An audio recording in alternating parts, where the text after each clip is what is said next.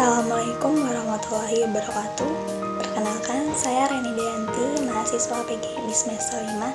Di video kali ini, saya akan membuat video pembelajaran dengan materi IPS yang berjudul lingkungan. Selamat menyaksikan. Sebelum kita gali materinya lebih dalam, kita bahas dulu yuk, apa sih definisi lingkungan itu? Lingkungan adalah segala sesuatu yang ada di sekitar kita, baik itu benda hidup maupun benda mati yang saling berinteraksi dan mempengaruhi satu sama lain. Dalam pengertian yang lebih luas, lingkungan juga mencakup kondisi fisik, sosial, budaya yang membentuk kehidupan kita. Selanjutnya, kita akan bahas komponen-komponen lingkungan. Apa aja sih komponen-komponen lingkungan itu? Nah, di sini komponen lingkungan itu ada dua, yaitu komponen biotik dan komponen abiotik.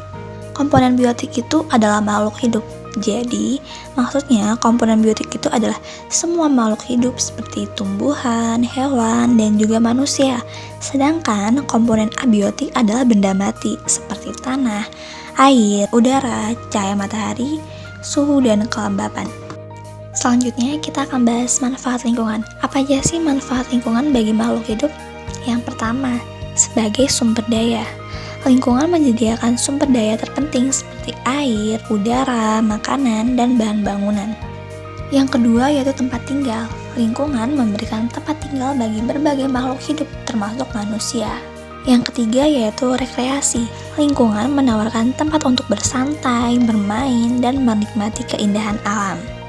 Selanjutnya yang keempat yaitu keseimbangan alam.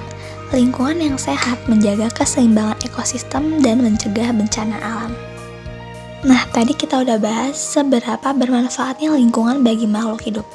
Sekarang kita akan bahas apa aja sih yang menyebabkan pencemaran lingkungan. Oke, yang pertama yang menyebabkan pencemaran lingkungan adalah udara. Asap kendaraan dan pabrik mencemari udara. Kenapa asap bisa mencemari udara? Ini karena asap mengandung berbagai polutan berbahaya seperti karbon monoksida, sulfur dioksida, dan partikulat.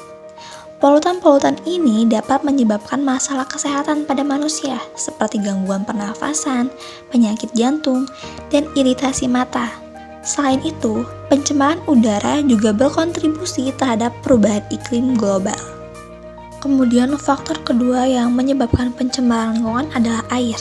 Sampah dan limbah industri mencemari sungai dan laut. Kenapa hal itu bisa terjadi? Hal ini bisa terjadi karena limbah industri yang dibuang ke sungai dan laut mengandung bahan kimia yang berbahaya yang dapat merusak ekosistem perairan.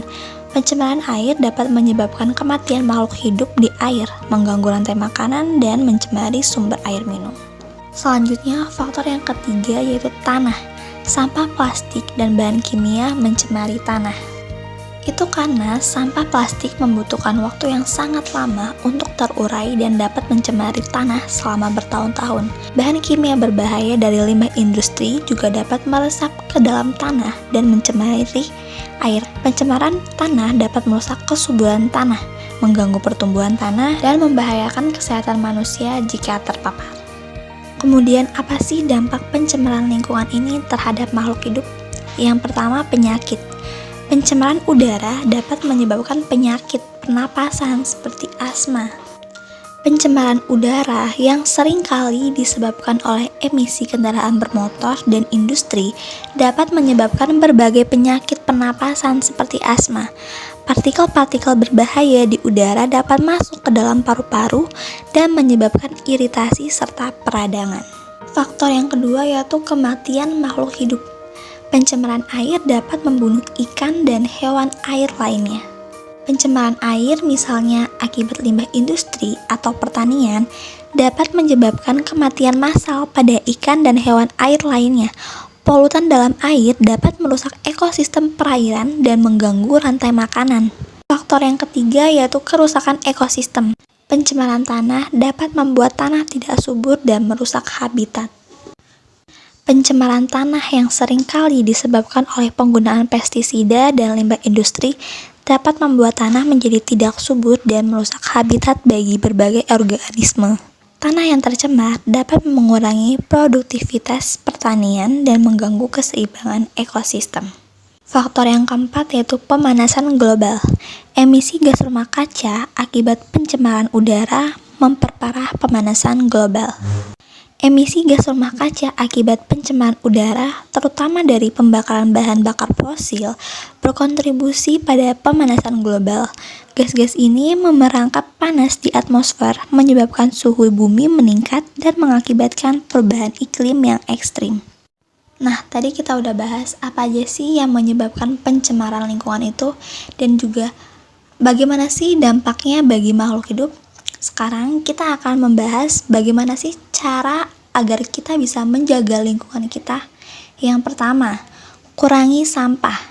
Daur ulang sampah ini berarti memisahkan sampah organik, yaitu sisa makanan, dan anorganik, yaitu plastik, kertas, dan kaca, untuk kemudian diolah kembali menjadi barang baru. Hal ini mengurangi volume sampah yang berakhir di pembuangan akhir. Cara yang kedua yaitu hemat air.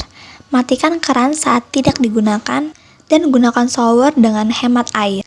Dengan melakukan kebiasaan mematikan keran saat tidak digunakan, hal ini dapat membuat kita menghemat banyak air, terutama saat mencuci tangan, sikat gigi, dan mencuci piring.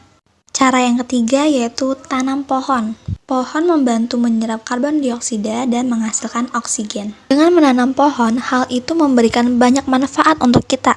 Yang pertama, pohon menyerap karbon dioksida. Yang kedua, menghasilkan oksigen. Melalui proses fotosintesis, pohon menghasilkan oksigen yang kita butuhkan untuk bernafas. Yang ketiga, menjaga keseimbangan ekosistem. Pohon menyediakan habitat bagi berbagai jenis makhluk hidup dan membantu menjaga keseimbangan ekosistem. Cara yang keempat yaitu bersihkan lingkungan. Berpartisipasi dalam kegiatan bersih-bersih lingkungan di sekitar. Cara yang keempat ini, kita bisa mengikuti kegiatan membersihkan lingkungan sekitar seperti membersihkan pantai, sungai, atau jalanan untuk membantu menjaga kebersihan lingkungan. Nah, tadi kan kita udah bahas definisi lingkungan, komponen lingkungan, manfaat lingkungan, pencemaran lingkungan, dampak pencemaran lingkungan, dan cara-cara menjaga lingkungan. Selanjutnya kita akan masuk ke materi berikutnya, yaitu macam-macam lingkungan. Teman-teman udah tahu belum sih kalau lingkungan itu dibagi menjadi dua, yaitu lingkungan alam dan lingkungan buatan. Apa sih lingkungan alam dan lingkungan buatan itu? Lingkungan alam itu adalah segala sesuatu yang ada di alam tanpa campur tangan manusia. Ini mencakup pegunungan, sungai, dan hutan. Memahami lingkungan alam membantu siswa mengenali keberagaman dan saling keterkaitan dalam ekosistem. Kemudian, apa aja sih ciri-ciri dari lingkungan alam? Ciri-ciri lingkungan alam itu meliputi keberagaman hayati, keseimbangan ekosistem, dan proses alami. Selanjutnya, seperti apa aja sih contoh lingkungan alam ini di sekitar kita? Nah, yang pertama adalah taman. Taman pada dasarnya adalah area yang didominasi oleh tumbuhan. Tumbuhan ini tumbuh secara alami melalui proses perkecambahan biji, penyerapan nutrisi dari tanah, dan fotosintesis. Meskipun manusia seringkali menata dan merawat taman, namun proses dari pertumbuhan tumbuhan itu adalah proses yang alami. Yang kedua yaitu sungai. Sungai terbentuk secara alami melalui siklus hidrologi. Air hujan yang jatuh ke permukaan bumi meresap ke dalam tanah, mengalir di permukaan atau menguap. Air yang mengalir di permukaan membentuk aliran-aliran kecil yang kemudian bergabung menjadi sungai. Contoh yang ketiga yaitu sawah. Sawah merupakan ekosistem semi alami. Di satu sisi, manusia mengelola sawah untuk menghasilkan pangan, tetapi di sisi lain, sawah juga menjadi habitat bagi berbagai jenis organisme seperti burung, serangga, dan ikan. Contoh yang keempat yaitu hutan. Hutan terbentuk secara alami melalui proses suksesi, di mana tumbuhan pionir mulai tumbuh di suatu area, kemudian secara bertahap digantikan oleh jenis tumbuhan lain yang lebih kompleks. Proses ini berlangsung selama bertahun-tahun tanpa campur tangan manusia. Contoh yang kelima yaitu laut. Lautan terbentuk sejak awal pembentukan bumi, hasil dari kondensasi uap air yang ada di atmosfer. Proses ini terjadi secara alami tanpa campur tangan manusia. Contoh yang keenam yaitu gunung. Pembentukan gunung sebagian besar disebabkan oleh pergerakan lempeng tektonik. Proses ini terjadi secara alami dan berlangsung dalam skala waktu yang sangat lama. Selanjutnya kita akan kenalan dengan lingkungan buatan. Apa sih lingkungan buatan itu? Nah, lingkungan buatan adalah hasil dari intervensi manusia seperti kota, jalan raya, dan gedung. Lingkungan ini dirancang untuk memenuhi kebutuhan manusia. Memahami lingkungan buatan penting untuk perencanaan dan pengembangan yang berkelanjutan.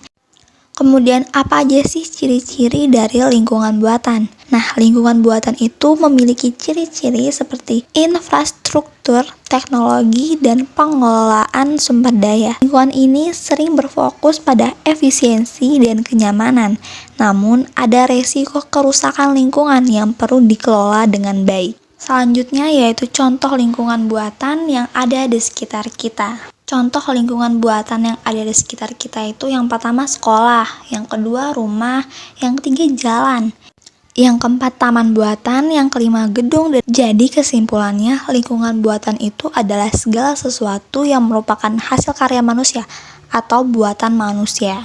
Baiklah, mungkin hanya itu yang dapat saya sampaikan dari materi ini. Terima kasih bagi yang telah menonton. Saya mohon maaf apabila ada salah kata. Kepada Allah saya mohon ampun. Saya akhiri. Wassalamualaikum warahmatullahi wabarakatuh.